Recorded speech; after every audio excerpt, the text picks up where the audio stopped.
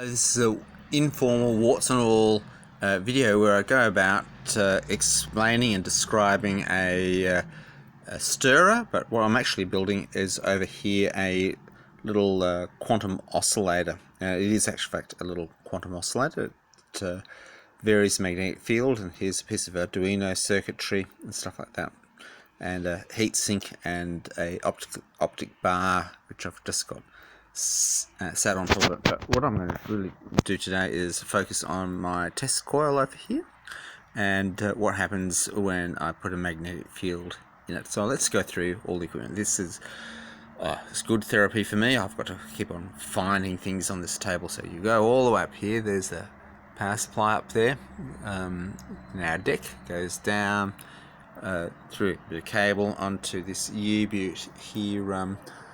9 amp, 6.5 amp power supply. So normally in the 1990s or 2000, that would be a monster. You couldn't even lift it. But now with the resist mode, it comes out. So the power comes out there. Just follow it around a bit. Oops. And sorry, I have to go over to here. It finishes over here. Goes into this piece of Arduino circuit. So you've got the Arduino circuit underneath there. I'll show it to you. There's the Arduino circuit underneath, and on top you've just got something called a motor shield, which the wires of the Arduino plug into the top circuit directly on top, and it's basically an H-bridge over there. And this little one I've got upgraded. It's got a heat sink because I've got it going on so many amps. So the other one wasn't going to survive, so I sort of cut the story there. They're only this one only cost $14. The one before only cost $4. So you've got the power in here. So the power from your supply comes through there. Sorry, there's all this stuff. I sort of stop over here. This is a little ceramic pliers, obviously. U-boot soldering iron, new U-boot soldering iron with a temperature control on it, see-through, beautiful stuff like that. Now obviously it doesn't fit in the new the old thing, so I just pull it back and pull this back to lift it out, so it's actually rather convenient. Across there, but I've used a little bit of soldering as I've got this, and so this oscillates and switches on. I don't know if you can see it.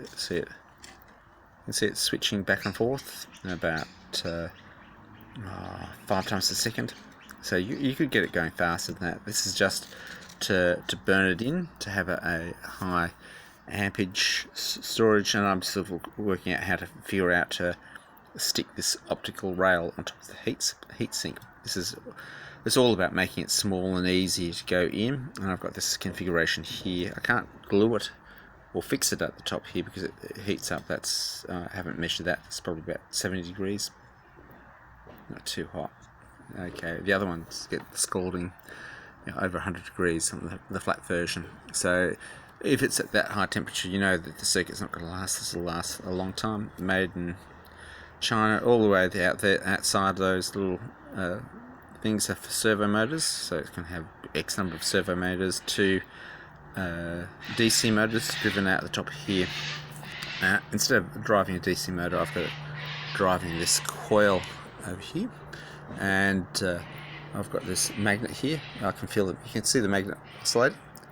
Okay, so the field's turning back and forth. Now I've got another series of coils up here. I'll build the quantum oscillator up here, so the magnetic field will will go through this little guy here, one of these guys, a specialized version of the guys here, and this will start to oscillate due to quantum mechanics. That's the idea. But we're going to put that aside here. So this is a little bit of ferrite. It's actually not magnetic. It's a bit hard to actually get. It can be locally magnetized. Just put it up there. So it's got a neodymium supermagnet in my hand. So this is a little neodymium supermagnet. So it's actually ceramic. Even though it looks metallic, it's only a metallic coating. If you knocked it off, it's actually ceramic. And the idea here is we put it in here. The field's oscillating. You can feel it. And this is what my brother wanted to see this jumping around. It's great. Well, come on, baby. Okay, so what you want to do is that beats the pants off your stirrers. Little field. You have to build something, and you can build something at high speed. I'm going to put you down for a sec. Okay, you're still there? Oh, yep. So I had to. I've got one hand on the camera, one hand here. This is your water.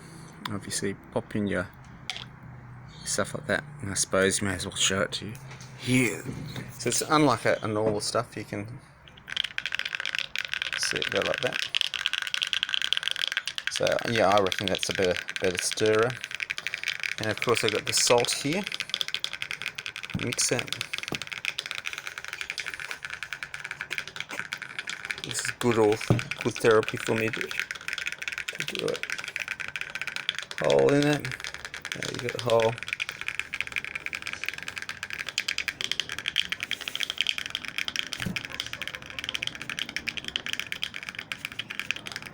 Okay, it's stirring away, and yeah, the general idea is that will stir. You can see it going around like that. So given amount of time, it'll get in and do its job. So if you've got a circular stirrer, it'll just spin around at high speed, spill it up. It looks good, but this is just a sort of a cheaper stirrer if you ever want to build your own stirrer. I don't know, for mixing up drugs, whatever you mix them for. So obviously that will take a while, and you've got to obviously put the lid on it. Go across there. So that's your basic stirrer. Come across here, and I suppose the important thing is with your switch mode power supply, it's now dead to the world. You can't. So if you've got a different power supply, you can sort of feel the vibration. But that's nice, quick. And I think if I can take you up close enough, you might be even able to hear it click. So that's there. That's my cup of coffee. Beautiful things. Before I go, I should show you this.